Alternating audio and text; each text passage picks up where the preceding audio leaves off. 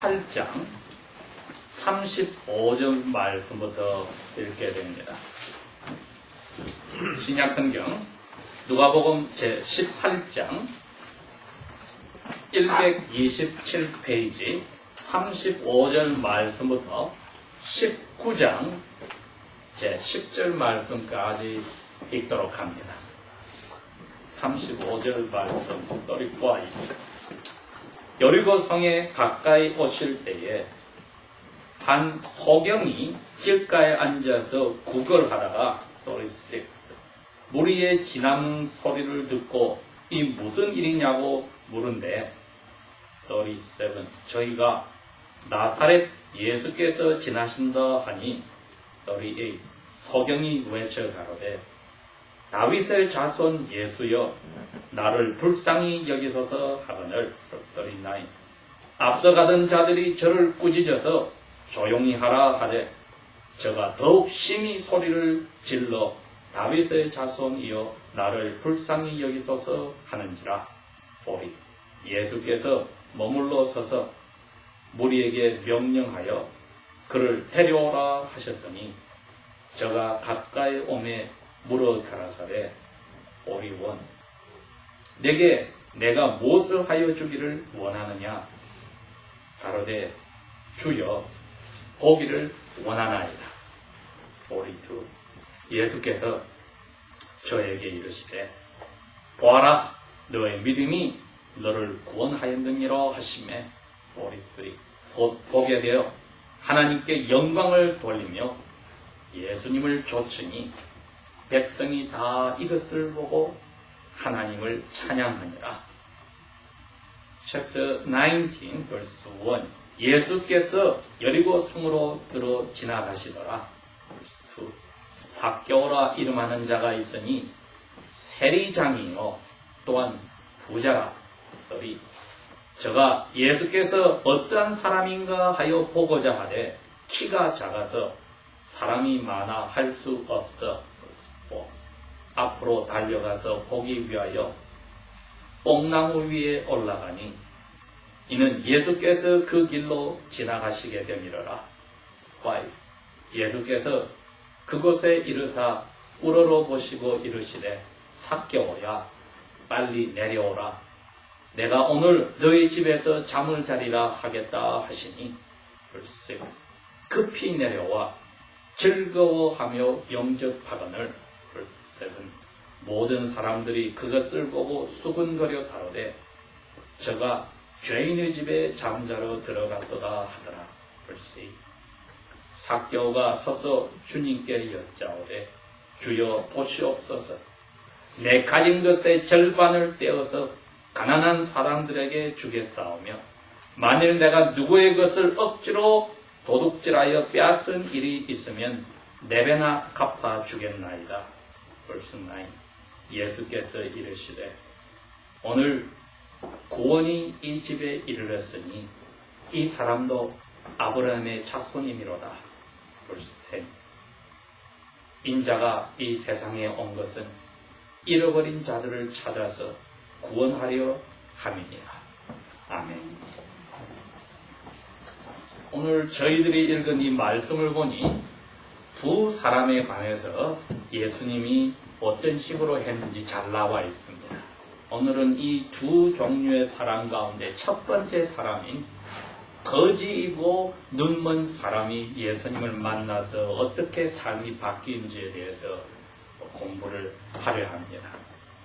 오늘 이 18장 35절에 여리고 성 쪽으로 예수님이 가셔서 이 거지를 만났는데 그 중간에 이 거지가 누구냐 했더니 눈이 먼 사람이었다. 근데 이 내용을 보니까 어릴 때부터 눈이 멀었다기보다는 중간에 어느 순간에 눈이 멀게 된 사람입니다. 분명히 이 사람이 하나님의 말씀을 눈으로 보고 귀로 듣고 공부한 사람이었습니다. 하나님을 자기 나라의 신으로 섬기는 사람 중에 하나였으나 눈이 멀어지고 자기가 일을 할 수 없으니 길가에서 사람들의 주는 것으로 얻어먹고 사는 거지가 되었다고 했습니다. 거지의 특징 중에 하나가 사람들의 눈치를 보고 살아야 됩니다. 사람들에게 안 좋은 소리를 해서는 얻을 게 없지요. 말 못하는 짐승도 주인에게 얻어먹으려면 측은한 눈으로 보는 겁니다. 그래야 주인이 불쌍히 여겨서라도 무엇을 주는데, 이분은 눈까지 어두우니 자기의 행동으로나 말로서 사람들에게 어떻게 잘 보여서 필요한 것을 얻어야 됩니다. 이스라엘 사람들의 습관 중에 하나가 거지에게 도움을 줄 때에 하나님의 이름에 복을 받으라고 주면은 거지가 대답을 그렇게 합니다. 이 물건을 나에게 손으로 주는 이 손 위에 하나님이 축복하소서, 복을 내리소서. 이렇게 해서 그 유대교의 하나님을 믿는 사람들의 그 문화가 그렇게 되어 있습니다.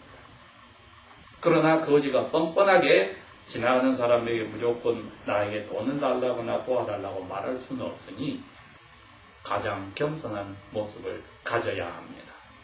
예수님이 이 여리고 성으로 갈 때에 물론 거지가 사람들이 없는 곳에 있어서는 먹고 살 수가 없으니 가장 많이 다니는 곳에 있다고 하는 것은 자연스러운 일인데,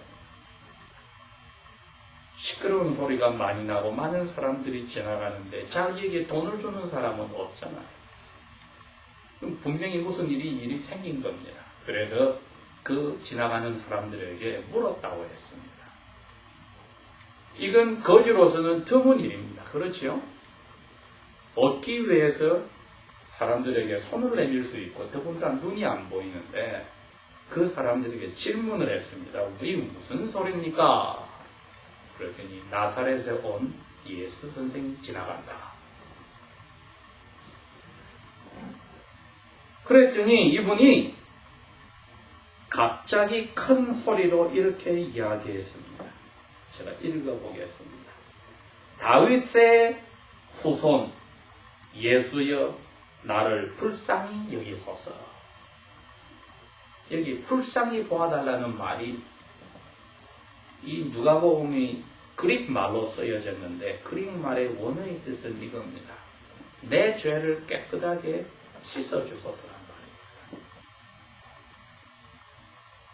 사람에게 죄를 지었을 때 그 사람 보고 나를 용서해달라고 할 때 쓸 수 있는 말이지만은 이분은 나사렛에서 온 예수란 말을 들었을 때 그 예수에게 예수님이여 하고 부르기 전에 다윗의 자손 예수라고 이야기를 했습니다. 아주 똑똑한 거지입니다. 그러니 이분이 유대인의 남자로 어느 부모님 밑에 태어나서 제대로 배운 사람입니다. 하나님의 말씀을 제대로 공부한 사람이라 자기들이 배운 성경은, 우리는 신약 성경도 있지만 유대인들은 구약 성경만 가졌는데 거기에 나오는 예언서들에 나오는 이야기가 그렇습니다. 앞으로 오실 하나님의 아들은 다윗 왕의 자손 중에 하나가 오는데 이분은 이 세상의 유대인들의 모든 문제를 다 해결해주고 새로운 하나님의 나라를 만드시는 분이다. 이걸 이분이 머릿속에 가지고 있는데 예수님을 지금 따라다니는 수많은 사람들은 이 거지에게 그 시끄러운 소리가 들리니까 그랬습니다. 조용히 해라! 성경에 보면은 만군의 여호와, 즉 이 세상을 다스리는 모든 천사의 군대를 가지고 있는 하나님은 과부와 부모가 없는 고아와 다른 나라에 떠돌아다니는 불쌍한 사람들을 챙겨주는 분이다. 그 이야기를 했습니다. 그렇다고 해서 부자나 힘을 가진 사람을 하나님이 아니라는 뜻은 아닙니다. 하나님은 상대방이 똑똑하든지 부자든지 가난하든지 힘을 가진 사람들이든지 억눌려 사는 사람이든지 상관하지 않고 똑같이 대접한다고 했습니다. 그래서 오늘 이 18장의 35절부터는 어떻게 보면 가장 사람들에게 손가락질 받고 도움을 받고 사람들이 이래 치면 저리 밀려나가는 그러한 사람 중에 하나인 눈이 멀고 거진 사람이 하나님의 도움을 받는 것 같지만은 19장에 볼 때는 사람들 앞에 큰 소리치고 세금 내지 않는 사람은 로마에 고발을 해서 감옥에 넣을 수 있는 힘을 가진 삭개오가 또 예수님의 사랑을 받는 것을 볼 때 우리 생각에 그냥 어려운 자리에 있고 힘없는 사람이 하나님이 그 사람의 편이야 하는 거짓말을 우리 입에서 할 수가 없습니다. 힘을 가지고 남에게 함부로 휘두르는 사람도 하나님은 사랑하신다는 사실을 알아야 하는데 오늘은 그 첫 번째 두 종류의 사람 중에 힘없는 사람에게 예수님이 사랑을 어떻게 나타내시나를 보는 겁니다. 예수님 따라다니는 사람들이 그 큰 길을 꽉꽉 메우고 지나가고 거지를 쳐다보지 않는 사람들이 그 사람들 중에도 아픈 사람들이 많이 있습니다. 어떻게 하든지 예수님의 도움을 받고 싶은 사람들인데 거지가 자기들의 일을 방해하니까 조용히 하라고 했을 때 예수님이 그 소리를 듣고 섰다고 했습니다. 서서 이제는 역할이 바뀝니다. 거지를 야단치던 그 무리들에게 명령을 하기를 얘들아 가서 저 사람을 데려오너라. 거지가 갑자기 미운 오리새끼에서 예수님의 손님이 되고 거지를 깔보던 사람들이 종이 되어서 그분을 모셔오는 자리에 악필해졌습니다. 하나님 나라가 이렇습니다, 여러분. 하나님 나라란 예수님이 오셔서 사람의 마음속에 들어오셔서 하시는 일이 그렇습니다. 예수님을 향한 믿음을 가지는 사람은 하나님의 아들, 딸의 대접을 받습니다.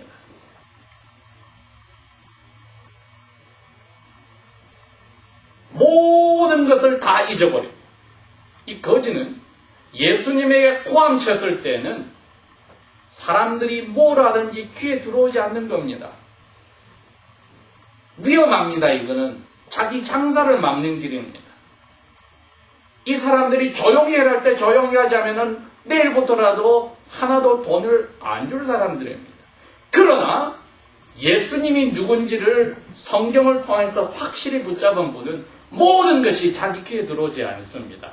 그래서 조용히 해라 했더니 더욱더 소리를 질렀다고 했습니다. 예수여 나를 불쌍히 여기소서. 그래서 주님이 우리 대신에 죽고 살아난 부활절이 있는 이 4월달에 우리가 첫 번째 오늘 생각할 것은 주 예수님은 나에게 누구신가 하고 오늘 첫 번째 질문을 합니다. 주 예수님은 나에게 누구신가? 성경에서 말하는 나의 모든 것을 해결하는 다윗의 자손이라고 믿는 바로 이분이 정말 내 인생을 모든 걸 다 던져도 되는 분인가? 그렇다고 우리가 예스라고 대답을 하면은 지금까지 예수 믿는 삶을 볼 때 정말 내가 다 던졌는가 한번 생각을 해볼 필요가 있습니다. 적당하게 던지고 나머지는 내 힘으로 해보고 예수님을 이용해 먹지는 않고 예수님을 내 발말에 뿌려먹는 분은 아니었는지 다 던졌다면 모든 것을 귀를 막고 내일 이 사람들이 나에게 더 이상 도움을 주지 않는다 할지라도 나는 예수님에게 필요한 것은 내 죄를 용서받는 그분의 힘이다. 그 믿음, 예수님을 정확하게 알고 있는 것을 이분은 자기의 모든 것을 던져서 미래를 다 던져서 불렀습니다. 더 크게 고함을 지를수록 사람들에게 미움을 받아서 내일부터 자기는 굶어 죽는 일이 있을지라도 나의 마음속에 죄로부터 시작해서 일어난 모든 어려운 것이 주님에게서 용서받으면 해결난다고 하는 믿음은 예수님이 누구인지를 아는 사람에게만 있습니다. 그렇지 않으면 어려울 때 무당 찾아가서 구슬하고 나서 해결하는 사람과 다를 게 없습니다. 돌아서서 더 좋은 신이 있으면 찾아가는 사람들이 될 수가 있습니다. 그러나 예수님이 누군지를 확실히 아는 사람은 자기 인생 전체를 다 던집니다. 그게 예수님이 제자들에게 이야기한 겁니다.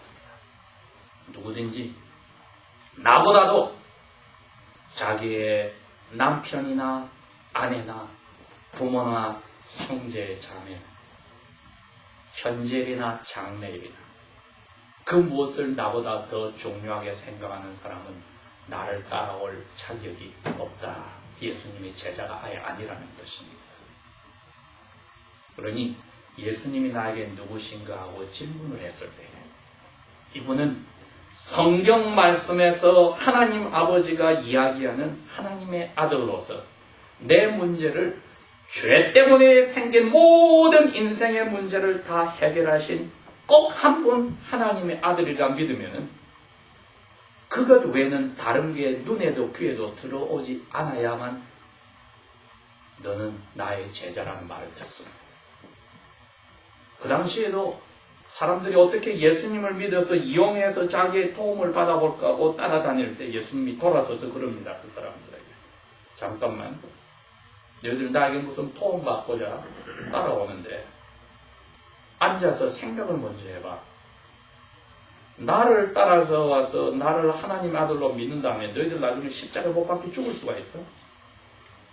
가족에게 쫓겨날 수가 있어? 직장을 잃어버릴 수가 있어? 계산해보고 너희들 그 말을 해야 돼. 주님, 나는 모든 것을 버리고 당신을 따라가겠습니다 하는 그 말은 무시무시한 무례야. 나를 믿는 순간부터 어려운 일이 막 생기기 시작하고 마지막에는 죽을 자리에 간다는 각오를 선 사람만이 나를 따라와야 하느니라. 예수 믿고 복 받으세요 하는 거짓말은 이 세상에 없습니다. 더 이상 그 말은 해서는 안 됩니다.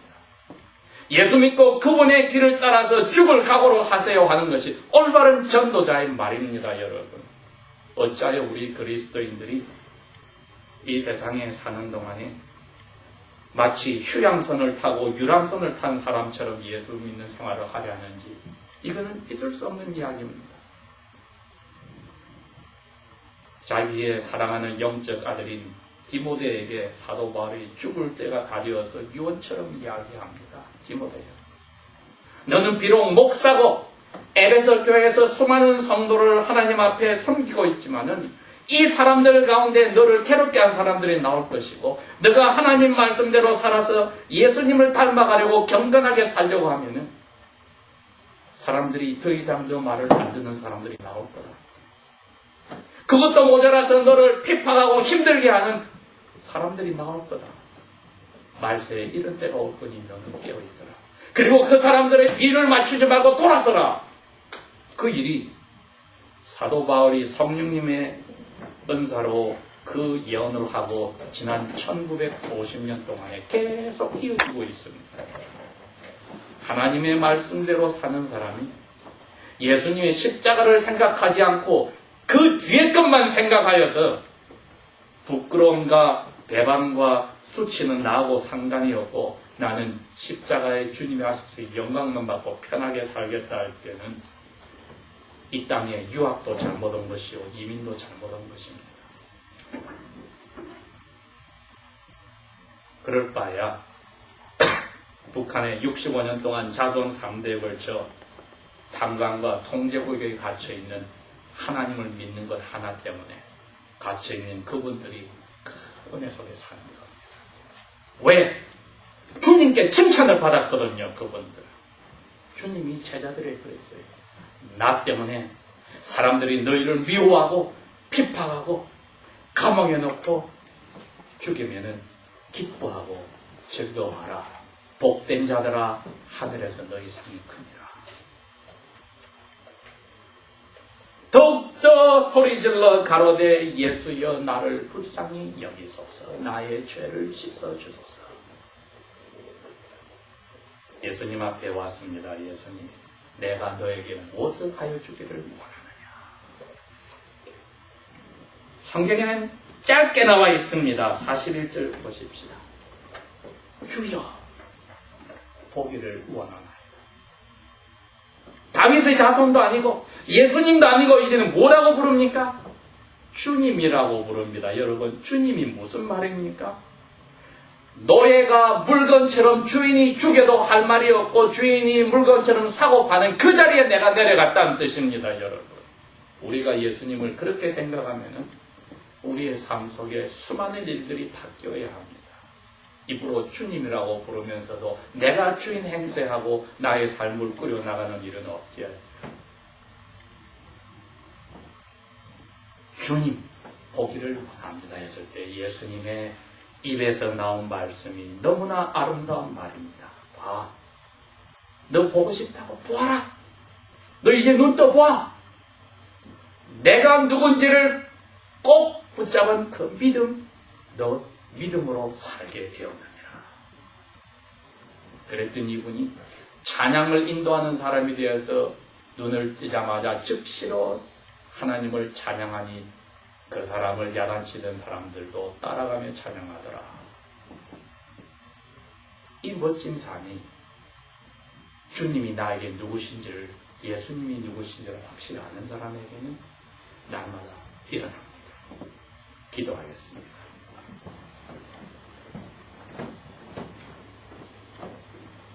우리의 어두운 눈을 밝혀주시고 우리 마음속에 사람을 배경과 가문과 가진 것과 배운 것으로 판단하는 죄를 용서하시고 가진 것 없이 손가락질 받는 자리에서 사생자로 태어난 예수님의 그 삶 속에 우리를 다 던져 넣는 이 마음, 우리 스스로가 되어지지 않아 아버지의 사랑을 달라고 하니 사랑으로 채워주셔서 그 사랑에 붙잡혀 주 예수 그리스도 외에는 다른 것을 첫째로 하지 않도록 도와주십시오. 우리 대신에 이 배반과 손가락질을 받고 부끄러움을 받으신 예수여, 저희들에게 그 길을 따라 보라 하실 때 따라갈 수 있는 당신을 향한 믿음, 그 믿음에서 오는 사랑에 저희들을 넣어주십시오. 예수님 이름으로 감사 기도합니다. 아멘.